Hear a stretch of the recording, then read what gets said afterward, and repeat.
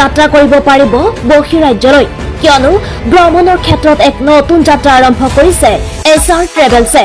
হয় আপুনি ঠিকেই শুনিছে গাঁৱলীয়া যুৱক-যুৱতী যিসকলে কৰ্মৰ সন্ধানত বহিৰাজ্য কেৰালা বেংগালুৰু আদি ঠাইলৈ যাব বিচাৰে সেইসকলে এতিয়া যাব পাৰিব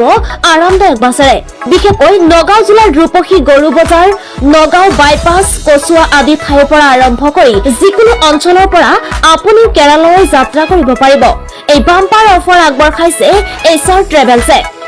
নগাঁৱৰ পৰা দৈনিক বাছ সেৱা উপলব্ধ কেৰালালৈ এই দীঘলীয়া যাত্ৰাৰ বাবে এছআৰ ট্ৰেভেলছত বিশেষ সুবিধা উপলব্ধ